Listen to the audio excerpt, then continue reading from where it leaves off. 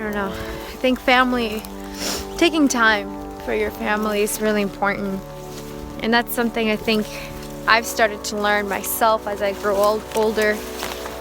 You know, when you're young, you kind of almost, not to say that you take your family for granted, but other priorities are always first than your family.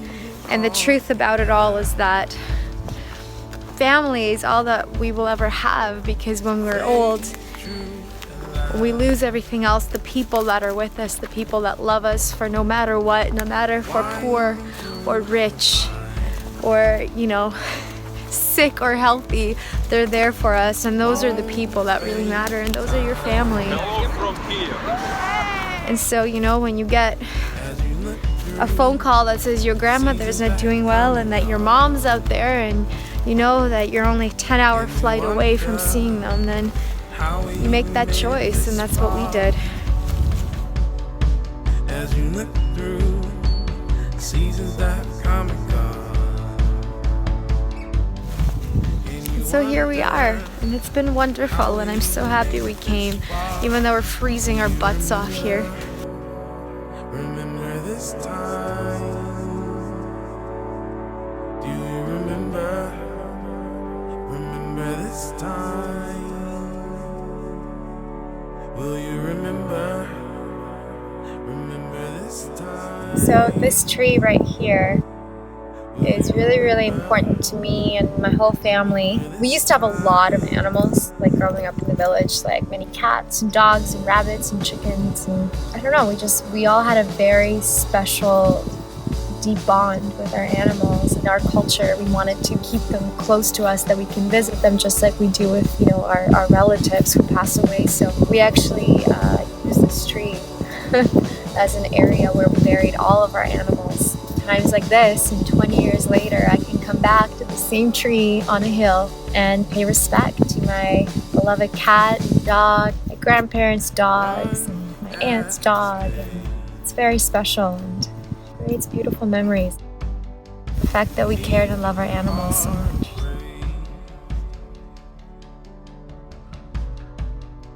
No matter what the change,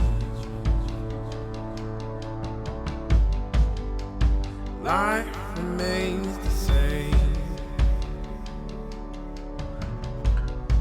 As you look through seasons that have come and gone. So we are in my hometown, a village called Garbonivka, which is in Poltava in Ukraine.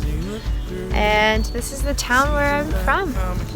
I grew up here, have a lot of memories here, a lot of my family's from here. And I'm so happy that I'm finally able to bring Mark because all he's heard is just stories, but never actually have witnessed the energy and the people that I talk about. There's something really beautiful about this place that I really miss, is this incredible peace. Well, this is the lake I used to come here when I was a kid all the time, and it was just like a short walk from my old house. And it's so peaceful here. Love it so much. I remember doing a lot of jumps off this dock when I was a kid. It's really special to me and my family, especially the fact that like everybody on my mom's side has lived in this village. Like from, you know, my cousins to my great-grandparents. The fact that I have the same memories that, let's say, my great-grandparents have of this lake. And even yesterday I was showing Mark some of the photos of my grandma, who, when she was young, you know, all beautiful in her bathing suit, just like having fun and, I don't know, just living life with my grandpa at the time. And, you know, time has gone, and I can still come back here this day and just sit down and take a deep breath and just think about the fact that my blood, my roots, everyone's from this little tiny place in the Ukraine. It's a very strange and weird feeling, but I feel like I'm home. Remember this time? Do you remember? Remember this time? Will you remember? Remember this time? Will you remember this time?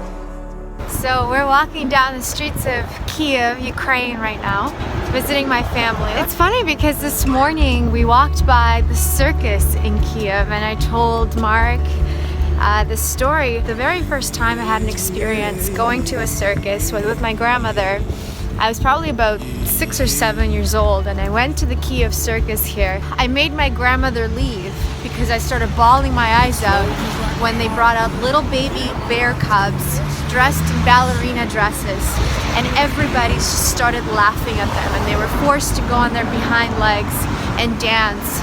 And ever since then, I've had a very strong passion against animals in circuses. And so then we're walking by this beautiful park and we see all these people around, and they were protesting against animals being used in circuses because today is National Circus Day. Which is crazy. Like, what are the odds of that? Oh, let's see the sticker.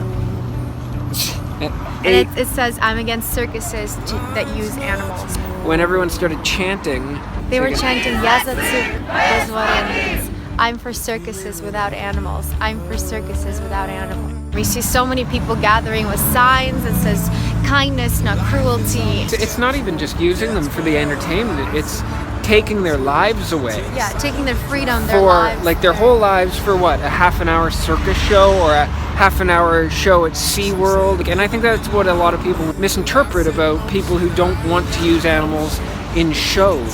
They think, as I did at one point, well, what's wrong with a half-an-hour dolphin show, or what's wrong with a half-an-hour SeaWorld show? But it's not about that. It's about the fact that it's their entire lives living in a cage, in poor conditions, in prison, when they should be in the wild, when they should be having the freedom that all sentient beings deserve, in exchange for what? Us to pay $20 to go see a frickin' circus show? It's ridiculous. It's just, that's one of the issues about humans, is we think we have the right to do things like that when we don't. I was really happy to see, and I was really happy to support a cause like that. It gives us an opportunity to talk right now about it to you guys and start a discussion. And that's where change comes from. Yeah, it's bringing that awareness that this needs to stop. Animals are not ours to use.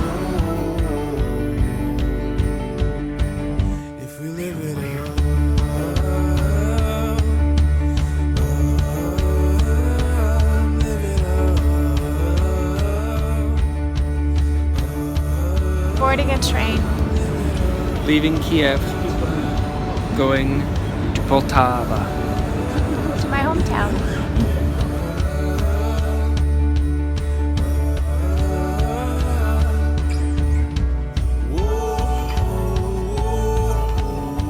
So a train like that, I boarded with my family when we first immigrated to Canada. And I have this memory of us sitting on a train and my whole family being outside on the platform, and as the train starts to move, we're just waving goodbye to them.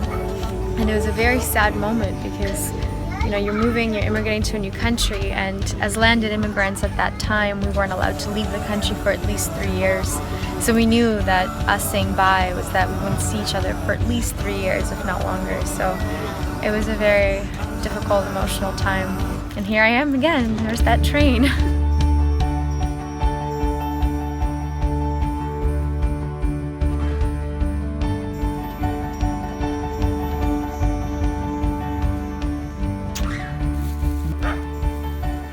A lot of dogs in this country, a lot of stray dogs. A lot have had very traumatic experiences with humans, so they usually, run away before you even approach them. But there's some from time to time that you find who are so sweet, and if you give them some treats, they'll be your friend, right? This used to be my path that I would take, like a shortcut from my house to the little store there. I'd have like 10 cents or something for my mom, and I'd run out and I'd buy like one candy. Right there is actually the house that I grew up in. My dad, my grandpa, and a couple of their friends actually built the entire house with their hands. They'd be building while we're living there, so at a point we all lived in a kitchen and slept in the kitchen area, and where the rest of the house was being built. It's just so crazy to come back here and just have all these memories. This house and this place meant a lot to my family. I always think about what my life would be if we didn't leave Ukraine and if we stayed here, and I'm sure there'll be many wonderful things, but God, who knows what my life would be or where I would be right now. So I'm very grateful. This place right here used to be my kindergarten. It's a little weenie Juliana. And my grandma was the director of the school, so spent a lot of my childhood behind these walls. This little guy is just following us around. He is a scruffy little guy. And every time you stop, he collapses on the floor and wants you to scratch his belly. Winding through your mind. So, yeah, before we decided to go back to the sun and warmth, we came to Lviv. And Lviv is actually a very special place for Mark because of his Ukrainian roots. This is where my family is from, my entire family actually, who through the immigration process, we don't know much about at all. So it makes it really interesting to come here and imagine that this street we're walking on could be the street my unknown relatives probably walked on at some point in their lives. So the weather's not so great, but the city is beautiful. It's gorgeous here. It honestly feels like we're just walking through Paris right now. It's unbelievable. There's something to be said about all this, about what we've been learning everywhere we go and with everyone we meet Yeah, on this since we left Toronto. it's really beautiful actually. And I think that this is like, really realize how much our culture at home and how much when we're there, we take what we have and the opportunities in front of us for granted. It's not just about like money and having things, it's about just being able to make choices Yeah. to do things with your energy and time.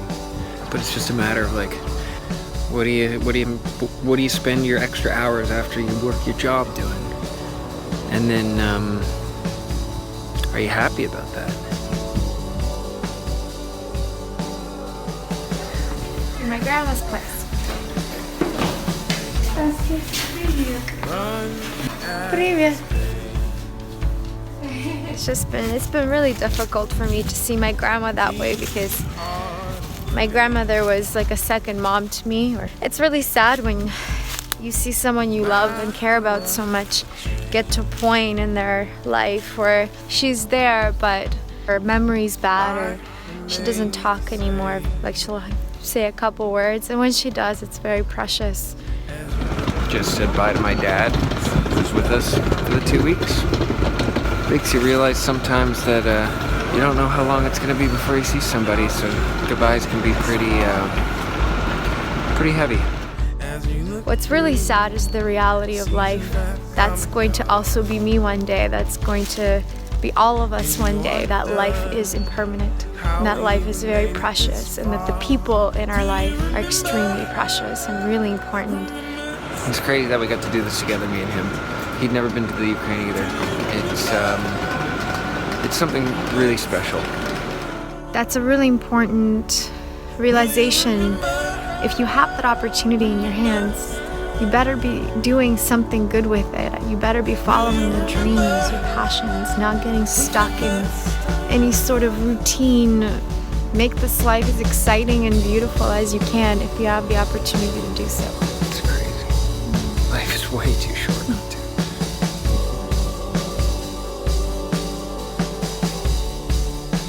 And it makes you think about your story and this story. It kind of gives you a little bit of inspiration to live it better and to make it, I don't know, a stronger story that you can be proud of when you finally put your head down. And I know it'll be very difficult tomorrow when I have to say goodbye to her, because every time I say bye to her, it's like you really don't know if you're going to see her again. You know, it's like saying goodbye to someone and knowing in your heart that this might be the last goodbye. Just tell her how much I love her and how much I'm grateful for this upbringing she gave me. So I'm crying. Will you remember? Remember this time. God, life is so crazy. Remember this time.